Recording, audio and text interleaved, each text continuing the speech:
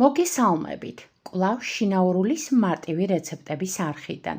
დღეს მოგიტანეთ მარწყვის ნაყინი, რომელიც ძალიან მარტივად და უსწრაფესად მზადდება. არის უგემრიელესი.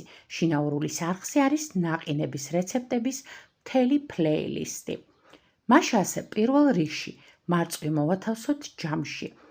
მარწვი შეგიძლიათ გაყინულიც გამოიყენოთ და დავაბლენდეროთ ერთგვაროვანი ფაფისებური მასის მიღებამდე.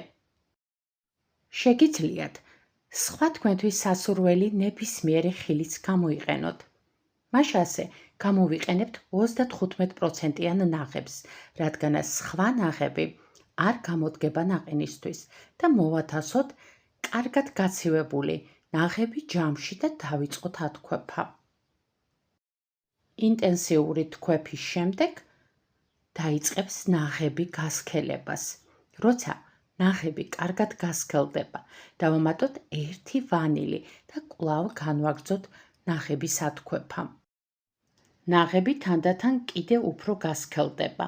როცა კრემისებრ მასას მივიღებთ, დავამატოთ 100 გრამი შაქრის პუდრა და კვლავ განვაგრძოთ ათქვეფა, მეტად ინტენსიურად და სქელი მასის მიღებამდე. როგორც ხედავთ, ნაღები უკვე კარგად გასქელდა. ამ ათქვეფილ და გასქელებულ ნაღებს დავასხათ ჩვენი მომზადებული მარწყვის ფაფა და კარგად აურიოთ ერთგვაროვანი მასის მიღებამდე. ამგვარად მომზადებული ხილის ნაყინი უგემრიელესია ასევე ჟოლოსი და კივის. თუმცა თქვენ შეგიძლიათ ნებისმიერი ეგზოტიკური ხილისგანაც მოამზადოთ. შემდეგ კი დავასხათ 100 გრამი შესქელებული რძე და კარგად აურიოთ, რომ თანაბრად გადანაწილდეს. შეგიძლიათ შესქელებული რძე არც დაამატოთ, თუ ჯანსაღ კვების გამო უფრო ნაკლებ შაქრიანი და ნაკლებად ტკბილი გინდათ მიიღოთ.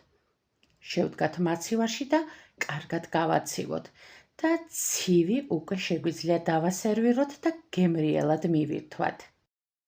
უგემრიელესი და მარწყვის გემოთ გაჯერებული, ვიტამინებით მდიდარი მარწყვის ნაყინი მზად არის მისართმევად. როგორც გითხარით, შინაურულის არხზე არის ნაყინების არაერთი რეცეპტი, მათ შორის ნაყინის სენდვიჩის, ესკიმო ნაყინის და სხვა ნაყინების რეცეპტები. დღეს ამით გემშვიდობებით. მადლობა, რომ გვიყურეთ. მომავალ მარტივ რეცეპტამდე.